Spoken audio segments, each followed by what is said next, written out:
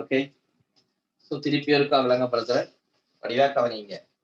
இந்த இடத்துக்கு போகும் முதல் இது ஒரு கொஞ்சம் ஆழமான விஷயம். நீங்க நினைச்சு வச்சு கொண்டிருந்த கோணத்துக்கு திசை இருக்கா? கோணத்துக்கு திசை இருக்கா?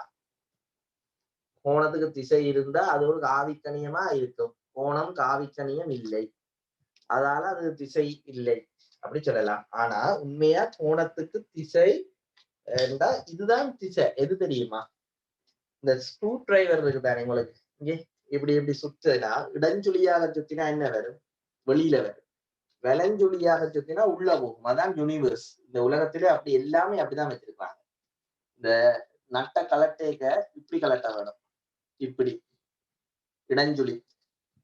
நட்டம் பூட்டேக்க இப்படி, இங்க பாருங்க இப்படி. ஆக கோணத்தின் திசை உள்நோக்கி இருக்கு.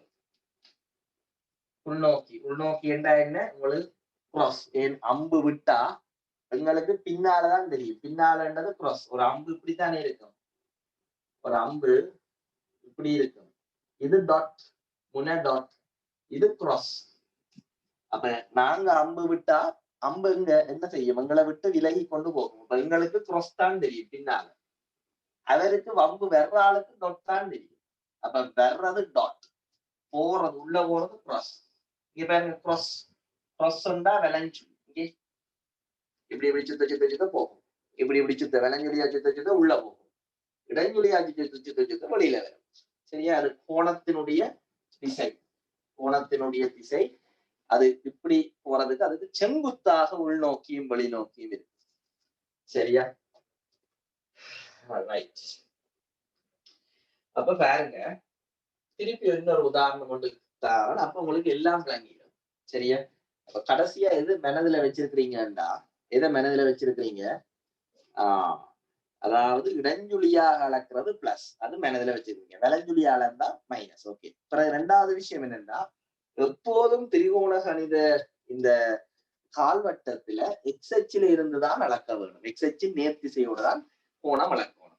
அதாலதான் தம்பி இங்க பாருங்க, திருப்பி என்று சொல்றேன். இந்த கோணம் ஒரு 45 பாகை என்றா 45 பாகை பெருமனில. சோ நீங்க திசையோட போனோம்னா இப்படி போட்டீங்கன்னா அது 45 பாகை பிளஸ். இப்படி அளந்தீங்கன்னா இந்த எக்ஸ் அச்சோட இளஞ்சுழியா அளந்தா இது பிளஸ் தான் வருமே. இவ்வளவும் 180, அதோட சேர்த்து தானே 45. அப்ப இவ்வளவும் எவ்வளவு?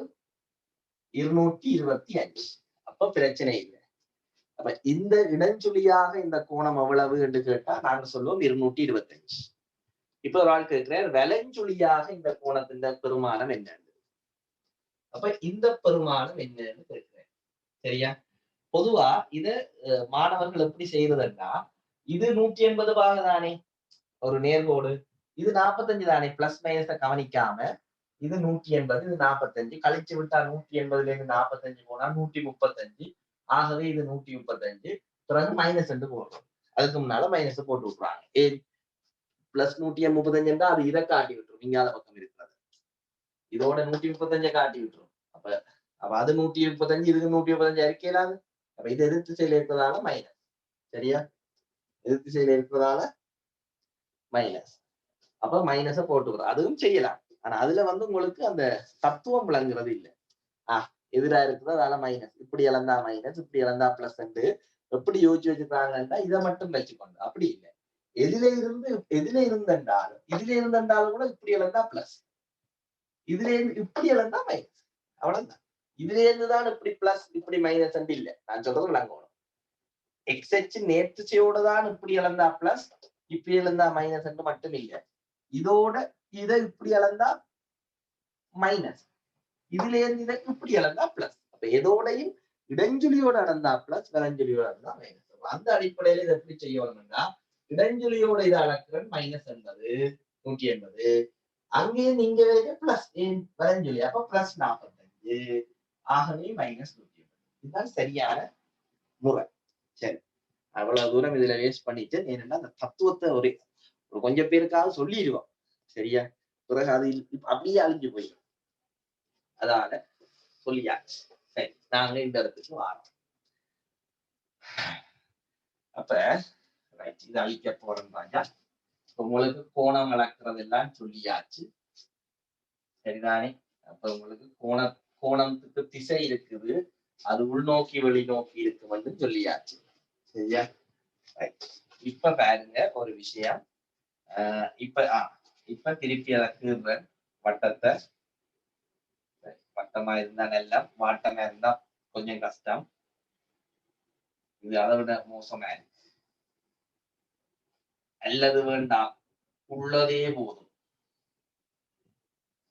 அதுவே நல்லது. ரைட், பாருங்க, நான் இதை ஒரு அலகன் எடுக்காம 6 எடுக்கிறேன், இது எக்ஸ்ட்ரா y என்று வைக்கிறேன்.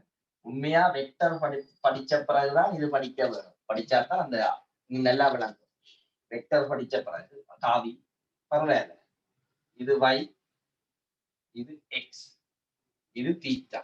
சரி, இப்ப சொல்லுங்க டாக்டர், சைன் தீட்டா என்ன? அது சொல்லியிருக்கோம். எதிர்பக்கத்துக்கு சம்பக்கம் வந்து O லெவல்ல படிச்சீங்க, y/r. சரியா? cos தீட்டா x/r, அயல் பக்கத்துக்கு சம்பக்கம், அதெல்லாம் பாடமாக்கி வச்சிருக்கீங்க. tan theta y/x. சரியா? அவ்வளவுதான், பெரிய கஷ்டம் இல்லை. ரைட், இப்ப இது விகிதங்கள், திரிகோண கணித விகிதங்கள். செங்கோண முக்கோணிகள்ல அநேகமா எங்களுக்கு அது பிரியோசனமா இருக்கு. ஆனா இது நாங்க எல்லாத்துக்கும் இப்ப O லெவல்ல படிச்சது கூர்ங்கோணத்துக்கான விகிதங்கள் தானே. யாராவது படிச்சீங்களா O லெவல்ல விரிகோணத்துக்கான சைன்? இப்ப உதாரணமா எல்லாரும் படிச்சது சைன் 30 என்னன்னு தெரியும், படிச்சிருப்பீங்க. சைன் 60 என்னன்னு தெரியும், 90 கூட தெரியும். சைன் 120 பாகை என்றா எப்படி வரும், அதுக்கு என்னென்று எதிர்பக்கத்துங்கள் சம்பக்கம் வரும் என்றதுதான் கனவேற்ற பிரச்சனை. அது நாங்கள் படிப்போம், அது கால்வட்டங்களுக்குள்ளால படிப்போம், இப்ப இல்ல பிறகு. அப்ப இப்ப நான் என்ன செய்ய போறேன்னா, இதுக்கு மிஸ்டர் பைதகரஸை பாதிக்க போறேன், பைதகரஸ் தியரம். அப்ப மிஸ்டர் பைதகரஸின் தியரத்தை இதுக்கு நீங்க பாதிச்சீங்கன்னா என்ன வரும் என்றா, உங்களுக்கு பைதகரஸின் விதிப்படி,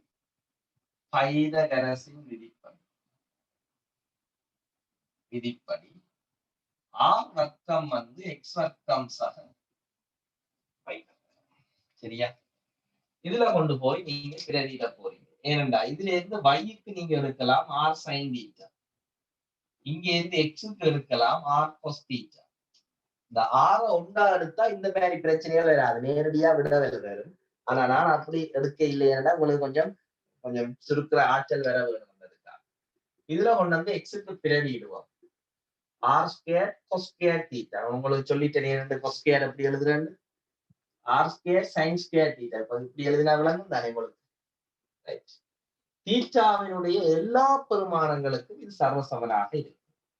ஆகவே இது சர்வசமனாக வரும். அப்ப இது எல்லாத்துலயும் ஆர் வர்க்கம் போனா cos வர்க்கம் தீட்டா பிளஸ் சைன் வர்க்கம் தீட்டா சர்வசமன் ஒன்று.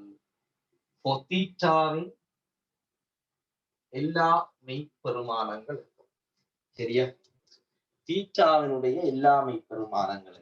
அப்ப இது என்ன குறியீடுன்னா, for all the values of theta belongs to R ன்னு சொல்றது, யூனிவர்சல் குவான்டிஃபையர் என்று சொல்றது இது, சரியா? யூனிவர்சல் குவான்டிஃபையர் என்று சொல்றது இது, சரிதானே? இது இந்த குறியீடு. அப்ப எல்லா என்றதுக்கு இதை பாதிக்கும், எல்லா மெய்ப்பெருமானங்களுக்கும், தீட்டாவின் எல்லா மெய்ப்பெருமானங்களுக்கும். ஆகவே இந்த விடையை நீங்கள் இப்ப பாக்ஸ் பண்ணி கொள்ள வேண்டும், சரியா? டக்கண்ட பாக்ஸ் பண்ணி கொள்ளுங்கோ வேகமா. இனி இதுல இருந்துதான் எல்லாம் எடுக்க போறோம், இதுல இருந்து டேன் எடுக்க போறோம். உங்களுக்கு என்ன, உங்களுக்கு இன்னொரு விஷயமும் தெரியும், இது இன்னொன்று தெரியும். என்ன டேன் தீட்டா என்றது சைன் தீட்டாவின் காஸ் தீட்டா. இதுல இருந்து எடுக்கலாமே, ஒன்னே நாள பிரிச்சு நீங்க எடுக்கலாம், சரியா? ரைட், இது அழிக்கிறனே இந்த வட்டத்தை நீங்க அங்கால எழுதுங்க, வட்டத்தை அழிச்சாச்சு, மெட்டதை எழுதுங்க. பைதகரஸின் விதிப்படி இப்ப cos square theta plus sin square theta சர்வசமன் 1 என்று வந்துச்சு. இத ரெண்டு பக்கமும் கொஸ்கேர் தீட்டாவால பிரிக்க போறோம். அப்ப கொஸ்கேர் தீட்டாவால் வகுக்க, ஆகவே கொஸ்கேர் தீட்டாவால வகுக்க போறோம் ரெண்டு பக்கமும். ரைட், ரெண்டு பக்கமும் கொஸ்கேர் தீட்டாவால வகுக்க போறோம். அப்படி வகுந்தா என்ன நடக்கும்? இது கொஸ்கேர் தீட்டா தனித்தனியா பிரிங்க, கொஸ்கேர் தீட்டா பிளஸ் சைன் ஸ்கேர் தீட்டாவின் கீழ் கொஸ்கேர் தீட்டா ஒன்றின் கீழ் கொஸ்கேர் தீட்டா. இது கேன்சல் ஆகி ஒன்று. இது உங்களுக்கு தெரியும், சைன் தீட்டாவுங்கள் cos theta tan, tan theta முழுவதன் வர்க்கத்தை டேன் ஸ்கேர் தீட்டான்னு போடலாம். இது 1/cos ஸ்கொயர். சில மாணவர்களுக்கு இது கொஞ்சம் கஷ்டமா இருக்கிறதால நான் இது எழுதி காட்டுறேன். 1/cos ஸ்கொயர் தீட்டாவை 1/cos தீட்டா முழுவதன் வர்க்கம் போடலாம், தெரியுந்தானே? ஏன்னா 1 1 ஸ்கொயர்னு எழுதலாம். 1 ஸ்கொயர் cos ஸ்கொயர்ண்டா சுத்தி விதி அடிப்படையில் 1 cos தீட்டா முழுவதன் வர்க்கம். இதுதான் செக் தீட்டா. அப்ப செக் தீட்டா முழுவதன் வர்க்கம். செக் தீட்டா முழுவதன் வர்க்கத்தை எப்படி போடுறேன்றது நான் உங்களுக்கு சொல்லி தந்துட்டேன். அதனால இது செக் வர்க்கம் தீட்டா. விளங்குதா? இது எடுத்தா இதையும் நீங்கள் பாக்ஸ் பண்ணி கொள்ள வேணும். இவை ரெண்டும் மிக மிக முக்கியமான சமன்பாடு. அப்ப மூன்றாவது சமன்பாடு நோக்கி நாங்க நகர்றோம். அது என்னன்னா, ரெண்டு பக்கமும் சைன் வர்க்கத்தால விரியுவோம். ரெண்டு பக்கமும் சைன் வர்க்கத்தால விரியுவோம். ரெண்டு பக்கமும் சைன் வர்க்கத்தால விரியுவோம். இது அழிப்பா. இதுல என்ன நடக்கணுமே?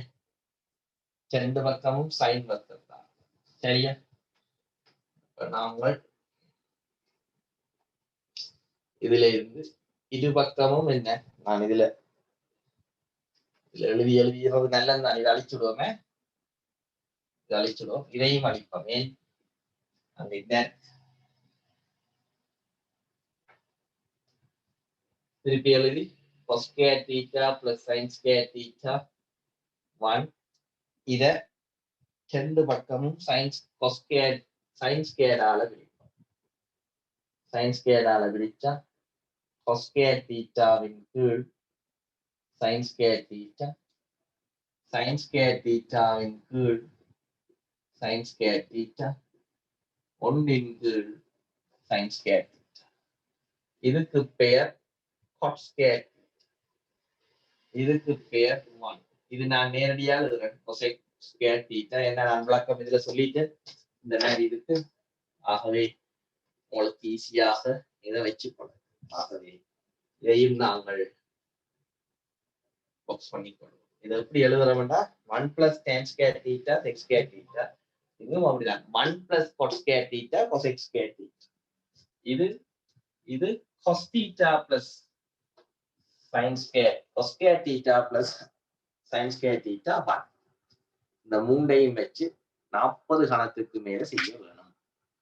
அப்ப என்னண்டா, வெரி சிம்பிள். முதலாவது ஒரு கணக்கத்தான நீங்க 100% நான் நம்புறேன் நீங்க செய்வீங்க. ஏண்டா இது மாதிரி நாங்க செய்திருக்கிறோம். திரிகோண கணிதத்துக்கான அட்சர கணிதத்துல நாங்க செய்திருக்கிறோம். சரியா?